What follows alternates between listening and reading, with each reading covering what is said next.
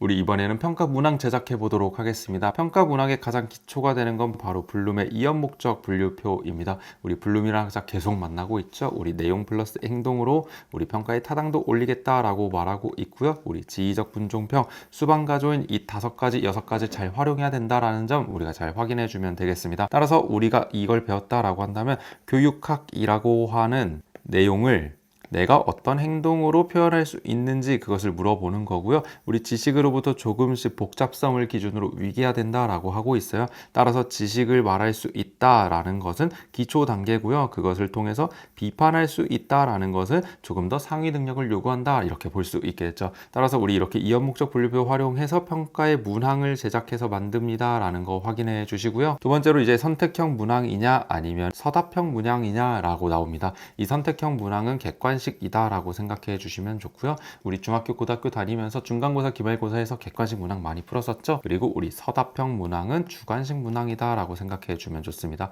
그렇게 OMR 카드에 어느 정도 적다 보면 마지막에 주관식으로 기입형 만들기도 하고요. 간단하게 내 문장 한 문장으로 말하기도 하고 어느 정도 긴 대답을 요구하는 유형도 있습니다. 따라서 이렇게 서답형 문항과 선택형 문항, 객관식과 주관식 문항을 어떻게 만드는지 살펴보도록 하겠습니다. 따라서 그 정의를 보면 이렇게 지시문을 주고 선택하게 합니다 라고 하면서 객관식 내용 설명해 주고 있고요. 적합한 상황 한번 읽어봐 주시면서 제작 원리도 봐주시면 좋고요.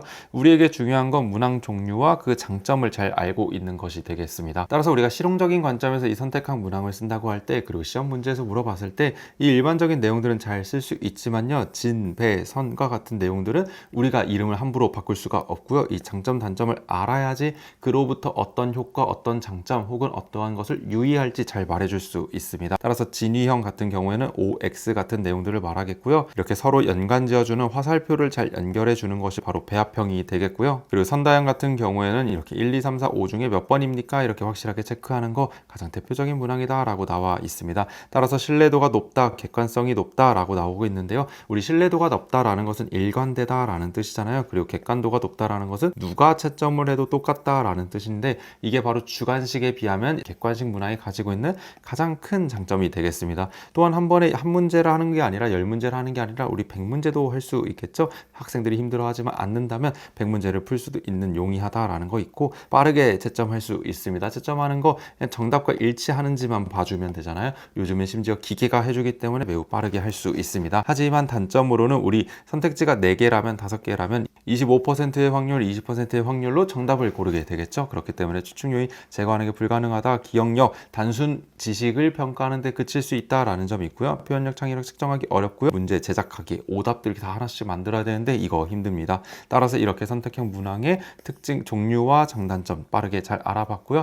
다음은 서답형 문항, 주관식 문항 어떻게 만드는지 보도록 하겠습니다. 여기도 마찬가지로 이렇게 주관식 문항이 어떤 것입니까? 나와 있고요. 적합한 상황, 제작 원리 잘 나와 있습니다. 우리 마찬가지로 문항 종류 잘 알고 있어야 되겠죠. 이 내용들은 우리가 마음대로 이름 바꿀 수 없기 때문에요. 완성형이라는 것은 빈칸을 뚫어놓고 합니다 라고 했을 때 이 안에 불안정한 내용 넣어주는 거, 빈칸 채워주는 거고요. 단답형과 같은 경우 한 문장으로 2문장으로 만들어주는 거. 마지막으로 논문형, 우리가 시험 보고 있는 거죠. 우리 답안의 길이, 내용들이 교육학 내용 그리고 교육학 답안지 2장 이내로 제한이 되어 있습니다. 그런 상황 속에서 논술형으로 우리 문항 체크하고 있다는 점 볼 수 있고요. 채점은 어떻게 할 거냐 이렇게 나와 있는데, 우리 이런 질적 채점이 아니고 이미 발현된 모범 답안에 맞춰서 요소별로 내가 몇 점 얻고 있는지 체크합니다. 따라서 내용 15점, 형식 5점 이렇게 나눠져 있기도 하죠. 따라서 우리는 이런 분석적 배점법을 활용하고 있는 교육학 논술형 시험을 준비하고 있다라는 점 하나 확인할 수 있고요. 이때 또 이 문항 제작 원리를 하나 보면 재밌는데요. 평가 목표와 관련해 특히 유의해라 라고 말하고 있습니다.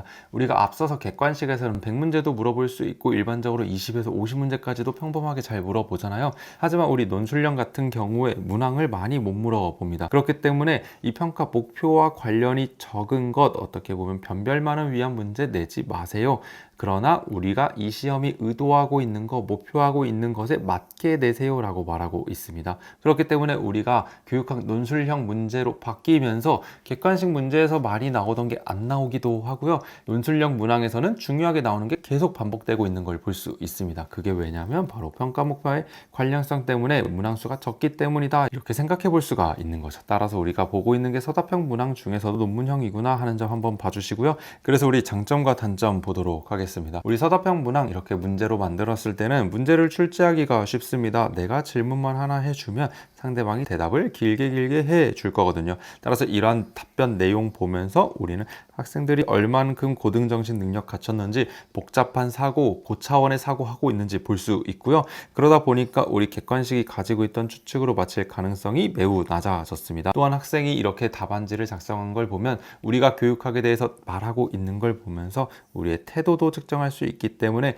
이전에 객관식 지필평가에서는 인지적 영역밖에 평가하지 못했고 지식밖에 평가하기 어려웠다면 우리 이러한 서답형 문항에서는 태도까지 평가할 수 있겠다, 정의적 영역까지 평가할 수 있겠구나, 이거 통해서 또 하는 거 뭐죠? 전인교육이죠. 이거 해낼 수 있겠구나 라는 점 볼 수 있습니다. 하지만 이 단점도 재밌는데요. 우리 아까 신뢰도가 뭐라 그랬죠? 일관되게 평가를 하고 있냐라는 거였잖아요. 그러다 보니까 이걸 위해서 우리 루브릭 잘 만듭시다 라고 말을 했었죠. 따라서 평가 기준을 중심을 잘 잡고 있어야 된다. 왔다 갔다 하면 안 된다. 하지만 객관식은 하나씩 답이 고정되어 있는 반면에 우리 서답형 같은 경우에는 답이 고정되어 있기도 하지만 총괄적으로 평정하는 경우도 있기 때문에 그 답이 흔들릴 수 있다. 그 중심을 잘 잡아야 된다라는 거고요. 그리고 여기서 낮은 객관도라는 것은 어떤 누가 평가를 해도 점수가 똑같습니까? 그만큼 평가자가 바뀌어도 객관적으로 점수가 나오냐라는 건데, 우리 A라는 선생님이 평가할 때 B라는 선생님이 평가할 때 평가자에 따라서 조금씩 점수가 바뀔 수 있다는 거 너무 잘 알고 있죠. 그리고 안타깝게도 우리가 보고 있는 교육학 논술형 시험도 같은 문제를 가지고 있습니다. 이걸 극복하기 위해서 다양한 방법들을 사용하고 있기는 하지만요, 실제 우리가 이렇게 교육학 논술형 가서 정답 쓰고 채점 받아보면요, 내가 생각했던 점수보다 낮아요 하는 경우도 있는데 내가 생각했던 점수보다 높아요 하는 경우가 있습니다. 그걸 우리가 물채점 했냐 칼채점 했냐 라고 할 만큼 이 신뢰도와 객관도가 사람에 따라서 다르고요. 사람 그 자체에 있어서도 이전에 내가 밥을 먹고 왔으면 조금 후하게 주고, 밥을 안 먹고 배고픈 상태면 좀 예민해서 점수를 낮게 주고 인색하게 주기도 합니다. 그런 것처럼 우리 신뢰도와 객관도가 낮은 이 시험의 단점을 우리는 어쩔 수 없이 극복해야 되는 문제구나, 이렇게 생각해 주시면 좋겠습니다. 따라서 우리가 현재 보고 있는 임용수험생의 관점에서 우리 서답형 문항도 한번 봐주신다면 내용들이 조금 더 쏙쏙 이해가 될 거라고 생각을 합니다. 네, 우리 이렇게 평가 문항의 제작까지 모두 알아봤고요. 이번에는 우리 평가 도구의 질 판단 기준 배워보도록 하겠습니다. 내가 그렇게 만든 평가 도구가 얼만큼 좋은 평가 도구인지, 그것을 어떤 기준으로 판별할지 우리 여기서 알아보도록 하겠습니다. 그걸 평가 도구의 양호도라고도 부르고요, 평가 도구의 질이라고도 부르고 있습니다. 이때 말하고 있는 네 가지 핵심 키워드가 있는데요. 바로 타당도, 신뢰도, 객관도, 실용도, 이 네 가지가 모두 높아야 한다라고 말하고 있습니다. 따라서 지금 이 표를 맨 처음 봤을 때 선생님들 같은 경우에 타당도와 신뢰도 관계에서 이 그림이 살짝 다를 수가 있는데요. 이전에 글로 되었던 내용을 제가 강의를 준비하면서 조금 더 직관적으로 파악할 수 있도록 그림으로 가져와 봤습니다. 선생님들이 이렇게 그림으로 본다면 조금 더 이해가 높아질 것 같았고요.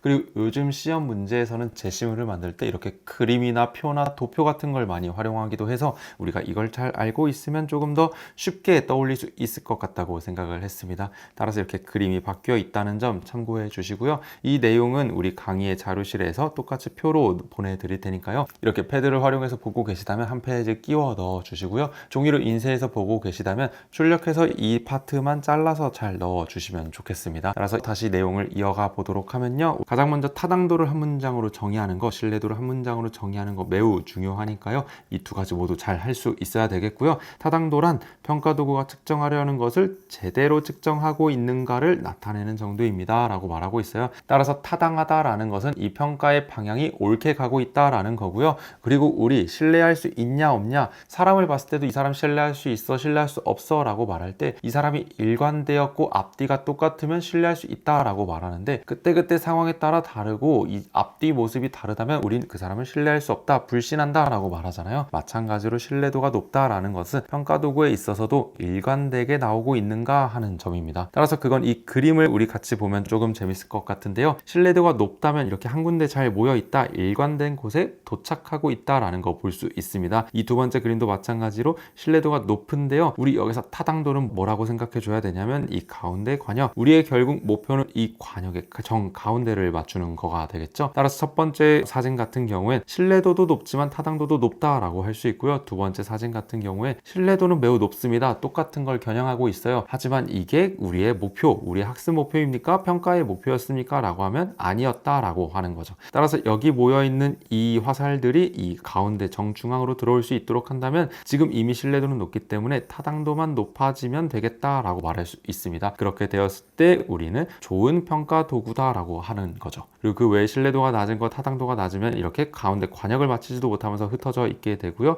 신뢰도 보통, 타당도 보통은 그 중간에 위치하게 됩니다. 따라서 우리가 이렇게 봤을 때 타당도가 높은 결과를 만들기 위해서는요, 이 관역에 일정하게 균일하게 꽂혀줘야 되거든요. 그렇기 때문에 우리는 여기서부터 타당도는 신뢰도를 전제한다라는 결론을 낼 수 있습니다. 즉, 좋은 타당도를 만들기 위해서는 신뢰도가 전제로 깔려줘야 일관된 평가 결과를 계속 만들어준 이후에야 우리가 타당도까지 높은 목적지를 잘 맞춘 목표를 잘 도달하는 결과까지 만들 수 있다라는 점 한 문장 잘 기억해 주시면 좋겠습니다. 그걸 하기 위해서 이 그림 가져왔으니까요. 이 관역 그림 잘 기억해 주면 좋겠습니다. 그리고 그 다음으로 객관도와 실용도가 있는데요. 객관도 같은 경우에는 여러 명이 있었다고 생각했을 때 A라는 사람이 평가해도 C라는 사람이 평가해도 똑같은 점수를 말하고 있다라면은 우리 똑같은 일관성 가지고 있다라고 볼 수 있겠죠. 따라서 이러한 객관도, 그리고 마지막으로 시간, 비용, 노력 적게 투자하면서 목적 달성하는지, 우리 학교 현장에서는 시간과 비용을 많이 투입할 수 없겠죠. 그렇기 때문에 한정된 자원 속에서 얼만큼 좋은 실용도 가지고 있는지도 봐야 된다라고 말하고 있습니다. 따라서 이 네 가지가 중요하겠다라는 점 알고 가실 거고요. 그리고 이제 하나씩 구체적으로 알아보도록 할 텐데요. 우리 가장 먼저 타당도 알아보도록 하겠습니다. 왜냐하면 우리 타당도가 제일 중요하기 때문이죠. 따라서 타당도에 들어가고 있는 내용들 뭐가 있지 보니까 내과수, 안준, 공예, 구결생 이렇게 나와 있습니다. 그래서 우리 타당도 이야기 나왔을 때 우리 서랍 보면서 타당도에 들어가 있는 내용들, 이 내용 잘 떠올려 주기만 하면은 이 안에서 하나만 골라서 대답을 해주면 되거든요.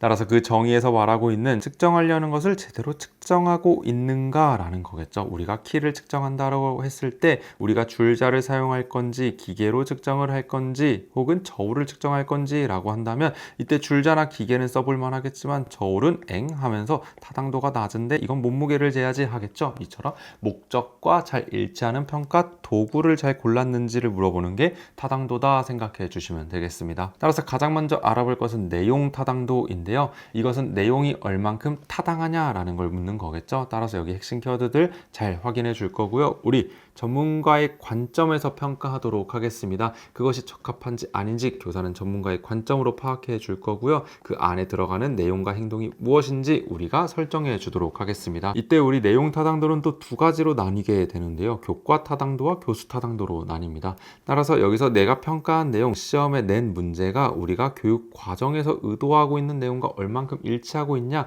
우리 교과와 얼만큼 타당하냐라는 거고요. 교수 타당도 같은 경우는 교사가 한 수업이 얼만큼 평가와 일치하고 있냐라는 거예요.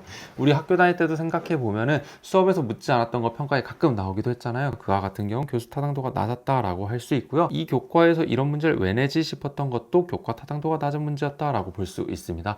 따라서 우리 교사니까 어떻게 해야 되죠? 교과 타당도도 올려서 우리 교과가 담당하고 있는 내용 잘 맞춰줘야 되고요. 그걸 위해서 우리 개정교육 과정에 있는 성취 기준 가져다 쓴다고 했죠. 이렇게 쓴다고 하면은 평가의 교과 타당도, 내용 타당도를 떨어뜨릴 수가 없습니다. 이거 전문가들이 다 만든 거기 때문이죠. 그리고 그러한 관점 속에서 우리가 시험으로 내기 전에 수업에서 가르친 내용들만으로 문제를 구성하면 되겠죠. 따라서 문제를 만들 때 그 문항 각각의 내용 타당도 잘 고려해서 우리 문제 만듭시다 하고 있고요. 이원 목적 분류표 여기서 만들어진 게 성취 기준과 성취 수준까지 나타내는 거 요즘 말하고 있다라는 점 확인해 볼 수 있었습니다. 따라서 그 안에 있는 장점과 단점 잘 봐주시면 좋겠고요. 그리고 두 번째로는 안면 타당도입니다. 이 주장 재밌는데요. 평가 도구가 딱 보기에도 측정하려는 내용 적절히 반영하고 있는지 보는 주관적 판단이다 라고 나오고 있습니다. 우리 안면 타당도에서 보이는 것처럼 겉으로 보기에 이 평가 문항이 나에게 친숙한지 익숙한지 판단해 보겠다라는 점입니다. 따라서 이건 전문가인 우리 교사가 먼저 생각해 볼 수도 있고요.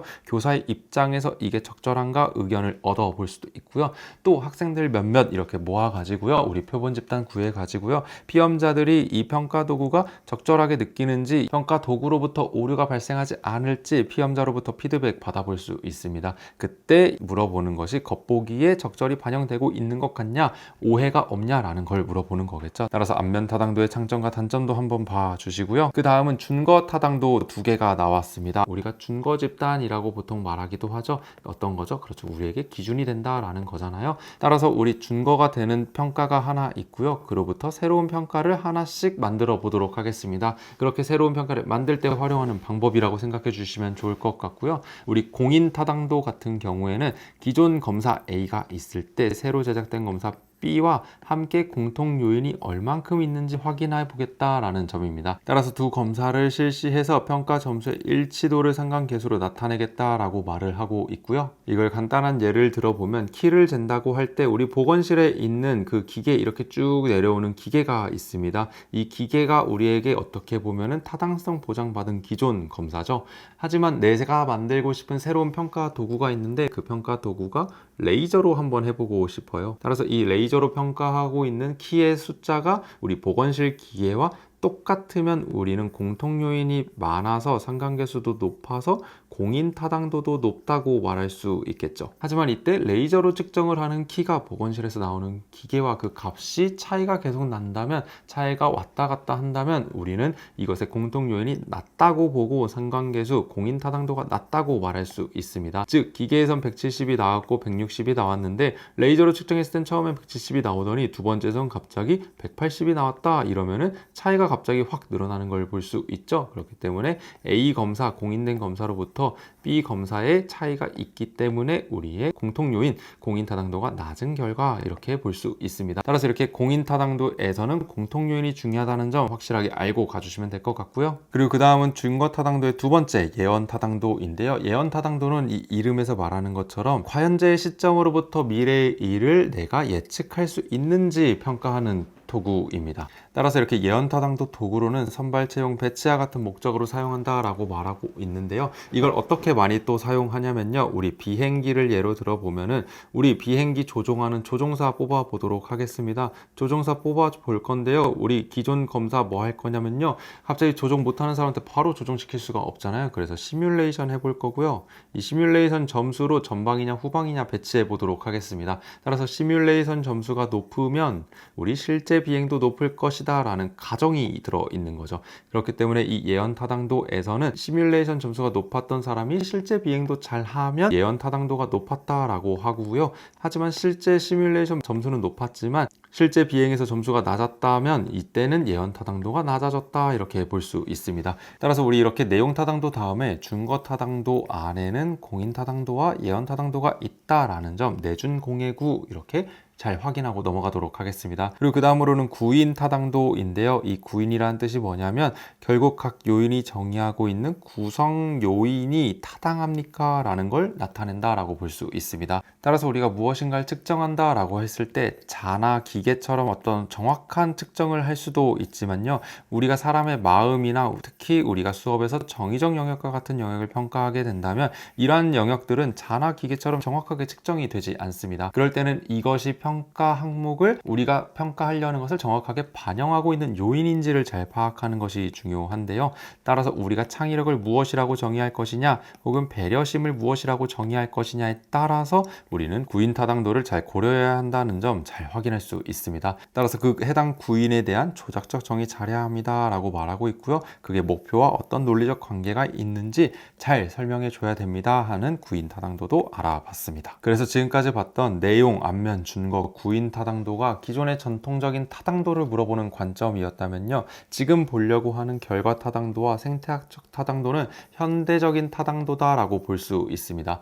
따라서 가장 먼저 결과 타당도부터 보면요. 결과 타당도는 평가의 결과가 목적을 달성했는지 보겠다라는 점인데요. 결국 이 목적을 달성했다라는 점은 평가가 애초에 기대했던 결과값이 있지 않니? 그 결과에 잘 부합했니? 하고 보는 겁니다. 따라서 교육 격차를 해소하기 위한 목표로 우리가 수업을 진행하고 평가를 해봤더니 그 결과적으로 교육 격차가 줄어드는 게 아니라 오히려 늘어났다면 우리는 결과 타당도가 낮았다라고 말할 수 있습니다. 왜냐하면 우리는 교육 격차를 줄이는 게 목표였기 때문이죠. 따라서 이처럼 이 평가의 목표가 무엇이었는지에 따라서 결과를 확인해 봅시다. 그리고 이때는 사회적으로 파생한 그 결과로부터 파생한 결과까지 포함해서 타당도를 평가합니다 라고 말하고 있습니다. 따라서 평가 끝 자체만을 이야기하는 게 아니라 조금 그 이후에 나타난 최종 결과까지 평가합시다 라는 게 바로 결과 타당도고요. 우리 생태학적 타당도 같은 경우에는 우리의 시험 결과에서 점수 학생들이 모두 50점 맞았는데요. 이 학생들이 이게 지식이 부족하거나 어떤 배움이 부족했다기보다는 사회 문화적인 배경이 안 맞아서일 수도 있습니다. 예를 들면 한국에 사는 학생에게 미국의 역사를 물어보면 잘 모르겠죠. 반대로 우리 부산이나 광주같이 다른 지역에 사는 학생에게 서울의 지리에 대해 물어보면 모를 거예요. 그런 것처럼 생태학적으로 그 검사 내용이나 절차가 대상 학생들, 대상과도 잘 배경이 적합한지 봐야 합니다 라는 점입니다. 따라서 여기서 결과 타당도와 생태학적 타당도는 현대적인 타당도로 새롭게 등장한 개념이다 라는 점 확인해 주면 되겠습니다. 그래서 내가 측정하고자 하는 것을 제대로 측정하고 있는지 평가하고 있는 타당도 알아봤고요. 이번에는 일관되게 측정하고 있는지 알아보는 신뢰도 알아보도록 하겠습니다. 우리 신뢰도는 이렇게 방법이 있는데요. 이 방법 모두 이렇게 제동 반문 칸내 딱 정리되어 있으니까요. 신뢰도 관련한 내용이 나온다 하면은 제동 반문 칸내 확인해 주시면 되고요. 신뢰도 높이는 방법 공수동 세 가지 쓰면 되는구나 하고 이해해 주시면 됩니다. 여긴 마찬가지로 가장 먼저 이 정의만 먼저 잘 확인해 주시면 좋겠습니다. 따라서 우리가 일관성에 주목해야 한다는 점 계속 말하고 있고요. 우리 공인된 측정 도구 쓸 거고 측정 항목 수 한 문장 물어보는 것보다 10문항 물어보는 게 100문항 물어보는 게 일관된 결과 얻기에 더 쉽다라는 점 나오고 있습니다. 또한 동질적 문제를 2번 이상 물어보면서 사람들이 일관되게 측정하고 있는지 확인해 보는 것도 우리 신뢰도를 높일 수 있는 평가의 신뢰도 높일 수 있는 방법이다 이렇게 이해해 주시면 되겠습니다. 네, 그래서 우리 이렇게 재검사 신뢰도, 동형검사 신뢰도, 그리고 반분검사, 문항 내적 합치도까지 신뢰도에 있어서 대표적인 이론 4개 먼저 알아보도록 할 텐데요. 이 4개 이론들은 어떻게 볼 거냐면 방법을 보는 게 중요하고요. 그 방법으로부터 장단점 확인하는 게 중요합니다. 따라서 이 4가지 이론들을 각각 방법과 장단점에 있어서 어떤 차이가 있는지 어떤 특징이 있는지 주목해서 보도록 할게요. 따라서 재검사 신뢰도 같은 경우에는 동일검사 동일 집단하겠습니다 라고 말하고 있는 점 중요하게 봐주면 되고요. 총 점수 사이에 상관계수 말하겠습니다 라고 말하고 있습니다. 이렇게 일반이 있다고 칠 때 1학기와 2학기에 모두 같은 검사할 겁니다. 따라서 이처럼 A라는 동일 검사를 일반이라는 동일 집단에게 실시할 거고요. 이때 이 A 점수 결과에 상관관계를 보겠다. 여기에서도 90점이었고 여기에서도 90점이었으면 상관 점수가 굉장히 높은 거죠. 하지만 여기서는 40점을 맞았다라고 한다면 상관 결과가 낮아졌다라고 볼 수 있습니다. 따라서 이런 것처럼 이렇게 재검사 신뢰도 같은 경우 똑같이 2번 반복한다. 단 시기를 두고 한다라는 점이 있고요. 하지만 이때 이러다 보니까 단점으로 나오는 것이 반복 수행 효과가 있습니다. 우리 1학기 때도 하고 2학기 때도 했으면 그 사이에 연습했고요. 그 사이에 학습해 버렸고요. 두 번째는 지루해서 태도가 안 좋아질 수도 있습니다. 이처럼 반복 수행 효과가 있다는 점, 그리고 간격의 문제도 있는데요. 이 간격이 너무 짧으면 학생들은 그 사이에 연습도 되고 학습도 되어 버립니다. 그러다 보니까 1학기가 아니라 일주일 차와 2주 차에 만약에 했다고 하면은 짧은 시간에 이거 저번 주에 이렇게 풀었던 건데 하면서 너무나 쉽게 풀어 버릴 수도 있고요. 하지만 1학기, 2학기가 아니라 예를 들어서 3년 만에 본다라고 한다면 긴 시간 동안 학생들이 성숙해 버렸기 때문에 더 이상 같은 난이도로 보이지가 않겠죠. 따라서 이러한 성숙에 영향을 미칠 수 있다는 점, 또한 환경에 있어서 학생들의 동기, 학생들의 태도, 학생들의 피로, 우리 체육시간 전후 생각해 보면요. 체육시간 후에 수업 들어가면 학생들 매우 다 활기차 있거나 지쳐 있기도 합니다. 그런 것처럼 어떠한 환경이 있느냐에 따라서 점수 결과가 달라질 수 있다는 것이 바로 반복 수행 효과, 간격의 문제다라는 점 알고 넘어가면 되겠습니다. 그리고 그 다음은 동형 검사 신뢰도인데요. 우리 여기서는 검사가 하나였는데 여기서는 2개의 동형을 만들겠다라고 말하고 있습니다. 여전히 같은 집단을 하고 있고요. 상관계수로 말하겠습니다. 그러다 보니까 여기 장점, 그렇죠. 우리 재검사 신뢰도가 가지고 있던 단점들 극복했고요. 하지만 그 와중에 가지고 있는 이 검사만의 단점도 있다는 점 볼 수 있습니다. 따라서 그 예시를 보면 이렇게 일반은 똑같이 두고 같은 학기에 실시를 할 건데 A라는 검사와 A-라는 똑같은 문항, 똑같은 난이도, 똑같은 변변도를 갖춘 문제를 낼 거예요. 그리고 나서 이 두 점수 결과에 상관을 비교하도록 하겠습니다 라고 하고 있는 거죠. 그러다 보니까 반복 수행 효과 감소하고요. 검사 간격도 우리에게 문제가 더 이상 되지 않습니다. 왜냐하면 같은 날 바로 할 거기 때문이죠. 따라서 이렇게 동형 검사 신뢰도로 재검사 신뢰도가 가지고 있던 단점을 극복해 왔구나.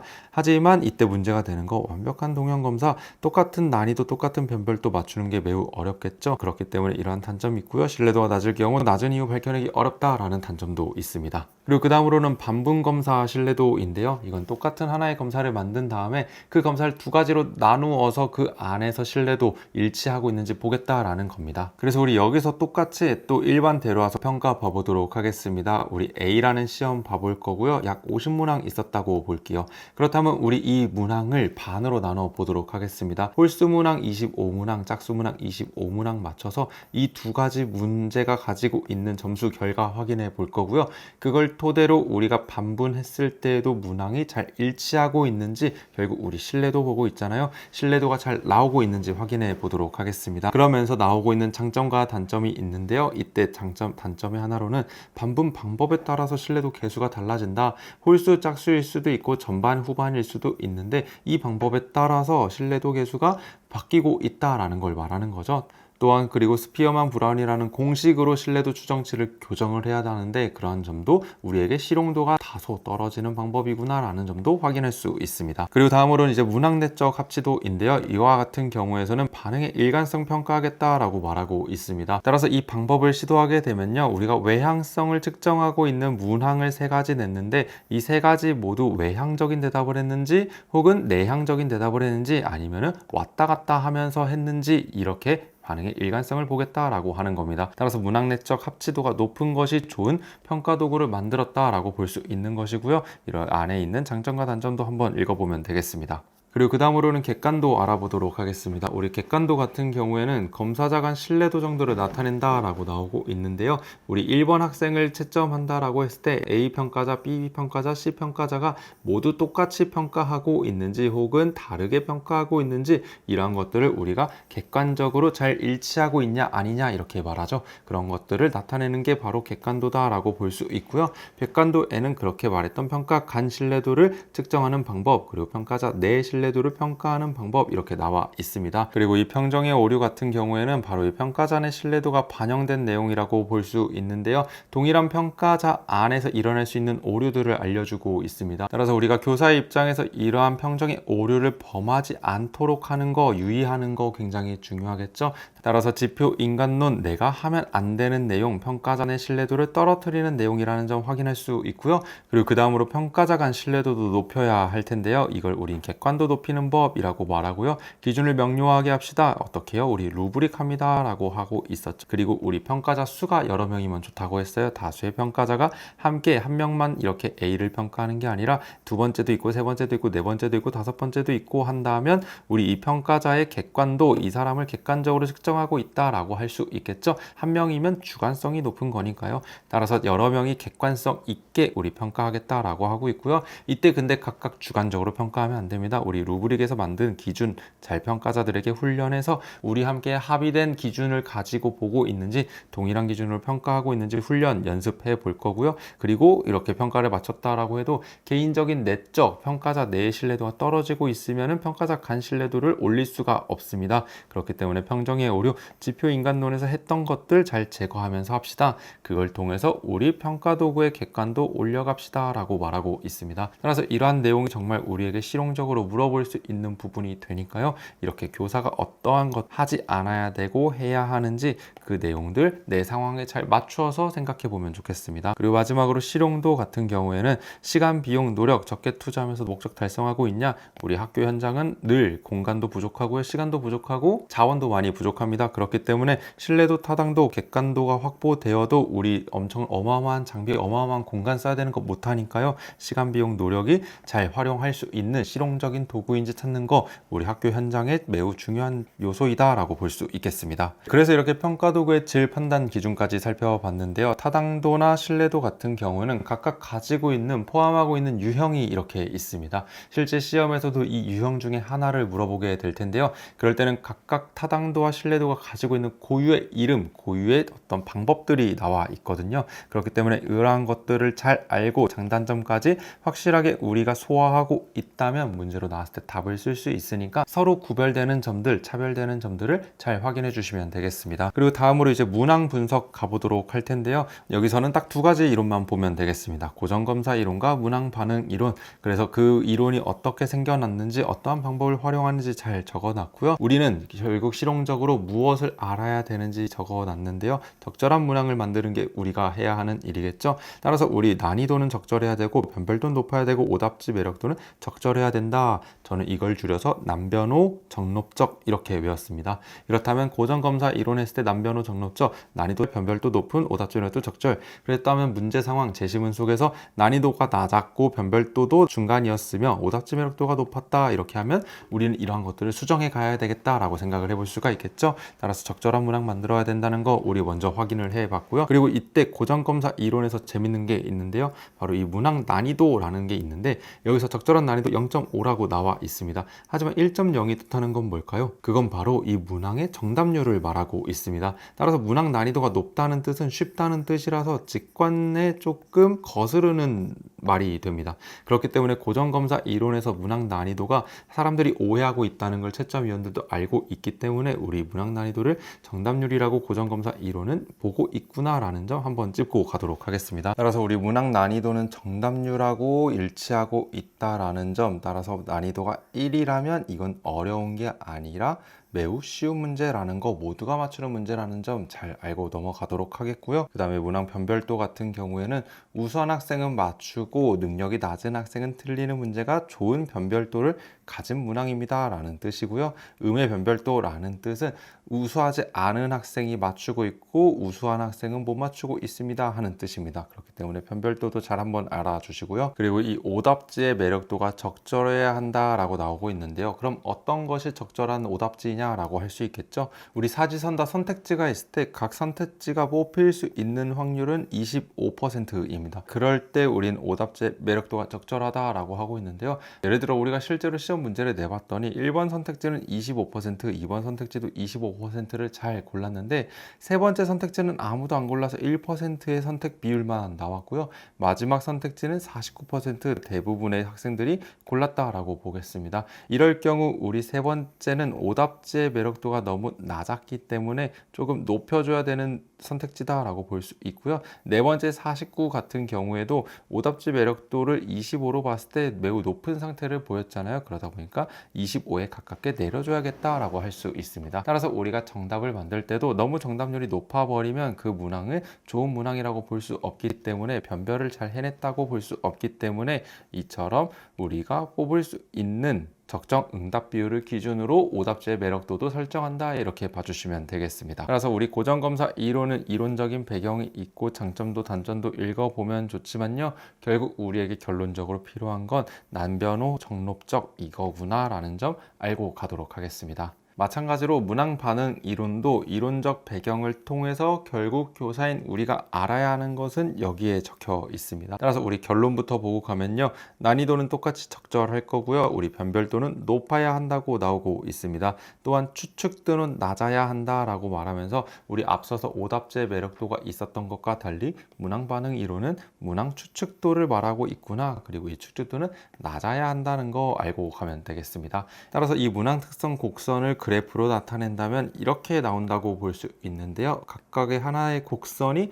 하나의 문항을 나타내고 있고 피험자들이 어떻게 우리 학생들이 어떻게 반응하고 있는지를 결과로 보여주고 있습니다. 가장 먼저 난이도부터 살펴보면요. 우리 정답률을 맞출 확률이 0.5에 해당하는 능력 수준이 어디냐라고 나오고 있어요. 그건 우리 그래프에서 보면 여기라고 찍어봤을 때 이렇게 본다면 A, B, C 곡선이 있을 때 우리 A 곡선이 닿고 있는 지점은 능력이 조금은 낮고 B라는 지점이 능력이 바로 다음 그리고 C라는 곳은 능력이 더 높아야 되는 걸 볼 수 있습니다. 이처럼 문항 난이도라는 것은 그래프가 오른쪽으로 갈수록 어려운 걸 뜻한다 라고 나와 있고요. 문항 변별도 같은 경우에서는 답을 맞힐 확률 아까 찍었던 지점에서의 기울기를 나타낸다 라고 말하고 있습니다. 따라서 변별이 잘 되냐 안 되냐는 능력이 많은 학생은 맞히고 능력이 낮은 학생은 틀리고 있으면 우린 변별도가 맞다 라고 하고 있고요. 그리고 세 번째 문항 추측도가 조금 주목해 볼 만한데요. 우리 여기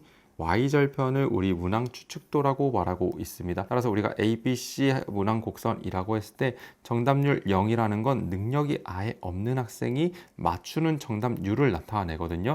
즉 문항을 추측해서 답을 맞췄다라고 말하고 있습니다. 우연에 의해서 답을 맞힐 확률 이렇게 나오고 있죠. 그렇기 때문에 문항 추측도가 우리 답지수보다 아까 4개였을 때 25%보다 높았다면 수정해야 합니다 라고 나오고 있는 거죠. 따라서 우리가 적절한 문항을 만들겠다라고 할 때는 난이도는 적절해야 되고요. 우리 중간 능력에서 잘 맞출 수 있도록 도와줘야 되고요. 그리고 변별도는 높아야 합니다. 우리 우수한 사람, 능력이 높은 사람, 낮은 사람 잘 구별해 줘야 됩니다 하고 있고요. 추측도 낮아야 됩니다 라고 말하고 있습니다. 따라서 우리가 교사로서 적절한 문항 어떻게 만드는지 그 내용 알아봤고요. 나머지 이론적 배경이 되거나 장단점까지도 간단하게 살펴봐 주면 되겠습니다. 네, 그래서 이렇게 문항 분석까지 해봤고요. 이렇게 교육 평가도 해보고 문항도 만들어 봤는데 마지막으로 우리가 해온 것들을 총합해보는 교육 통계 해보도록 하겠습니다. 이 통계에선 용어를 확실하게 알고 가주시면 좋은데요. 그 변이 이렇게 나와 있고요. 명명척도, 서열척도, 동관척도, 비율척도 어떤 식의 변이를 어떤 측정치로 우리가 정의할 거냐라는 거 나와 있고요. 우리에게 중요한 건 바로 이 집중 경향치인데요. 우리 학교마다 중간고사 봤을 때 평균값 나왔고요. 표준 편차 이런 거 알려줬죠. 그런 것들을 우리 이렇게 집중 경향치다라고 말하고 있습니다. 점수 분포가 어떻게 되었는지 확인하겠다라는 거고요. 우리가 결과적으로 추구해야 하는 거 우리 지금 고교학점제에 가고 있고요. 2022 개정 교육과정 운영하고 있습니다. 그러면서 발달적 교육과 활용하면서 절대평가 즉 준거참조평가 활용해서 성취평가제 하겠다라고 말하고 있어요. 거기서 결국 나오는 게 뭐냐? 부적편포 만들겠습니다 라는 뜻이에요. 따라서 우리 정상분포, 부적편포, 정적편포가 뭔지 간단하게만 알면 좋겠는데요. 우리 이렇게 정상분포 같은 경우에는 평균치, 중앙치, 최빈치 이걸 값이라고 바꿔 부를 수도 있는데요. 평균값, 중앙값, 최빈값이 모두 가운데 있을 때 정상분포다 우리가 정규분포라고 말하기도 하죠. 그러한 형태를 띠고 있다라고 볼 수 있고요. 우리가 교육적으로 추구하는 거 아까 부적편포라고 했습니다. 우리 평균값보다 중앙값보다 최빈값 즉 여기 가장 최고점으로 찍혀 있는 게 무엇이냐? 최빈값이다 라고 할 수 있습니다. 따라서 우리가 부적편포라는 것은 발달적 교육관 속에서 어떠한 교육 목표 달성을 가장 많이 만들어내는 것 따라서 평균값보다 최빈값이 더 높게 있는 것이 좋다라는 점이고요. 그리고 정적편포는 부적편포의 반대 그림이라고 할 수 있습니다. 그래서 우리 세 가지 분포를 볼 때 우리 중앙값이 어디 있는지 가장 먼저 보고 그 다음 평균값, 최빈값이 어떻게 설정되는지 보면 좋은데요. 그래서 우리가 추구해야 되는 건 부적편포라고 했습니다. 우리 최빈치, 중앙치, 평균치에 대한 설명은 여기 써 있고요. 우리에게 결국 중요한 건 평균값보다 중앙치가 많아야 되고 중앙치보다 최빈치가 많은 것이 우리가 추구해야 되는 교육의 모습이다 이렇게 말할 수 있습니다. 그리고 실제로 우리가 지금 치르고 있는 임용고시도 이런 형태의 그래프를 띄고 있다라고 많이 알려져 있는데요. 그만큼 이 마지막 최빈치가 워낙 이 1차 커트 주변으로 모여 있는 만큼 0.33점 1점 차이로도 합격하고 불합격하고가 너무 많이 나뉘고 있다라고도 말합니다. 그만큼 너무나 우수한 사람들이 많이 모여 있어서 이렇게 됐구나 하고 볼 수 있습니다. 반대로 모두가 공부에 대한 의욕이 없거나 결과를 내지 못한다면 우리 정적 편포로 반대 그래프의 모습이 나올 수가 있겠죠. 따라서 우리 집중 경향치와 그 관계 분포는 어떻게 나오는지 알아봤고요. 우리 교육통계에서는 부적 편포를 추구한다는 거 평균값, 중앙값, 최빈값 순으로 점점 옆으로 밀려나가는 그래프를 그린다는 거 우리 중요하게 알고 가면 되겠습니다. 그리고 그 외에도 표준 편차나 원점수, 표준 점수와 같이 우리가 실제로 수능 점수 어떤 원점수 받아보면 나오죠. 그러한 점수 결과 어떤 걸 나타내고 있는지 나와 있으니까 한번 이것도 살펴봐 주시고요. 그리고 마지막으로 측정치의 통계적 분석 보도록 하겠습니다. 우리가 평가 도구를 통해서 측정해온 것들이 어떤 의미가 있는지 그 결과들이 연구 결과로서 쓸 수 있는지 확인하기 위함인데요. 그때 그 방법으로 활용하는 것이 상관 계수를 분석하는 상관 분석과 변하는 양을 분석하겠다 하는 변량 분석 이렇게 두 가지 크게 있다라는 점 하나 봐주시고요. 그리고 그 외에도 내적 타당도와 외적 타당도와 같이 우리가 타당도 하면 아까 재고 있는 걸 정확히 재고 있나 하고 하고 있는 도구적 관점에서 봤잖아요. 하지만 우리는 이번에는 통계적 관점으로 연구에서 내가 이거를 활용할 수 있는지 그게 적합한지 보겠다 하는 관점으로 타당도가 활용이 되었습니다. 따라서 내적 타당도와 외적 타당도를 통해서 이 연구가 잘 실시되었는지 보는 거고요. 외적 타당도 같은 경우는 일반화할 수 있나를 중점적으로 보고 있다 이렇게 볼 수 있습니다. 따라서 이렇게 교육평가에서 우리 마지막 교육 통계까지 살펴봤는데요. 마지막으로 교육평가 서랍 정리하면서 마무리해 보도록 하겠습니다.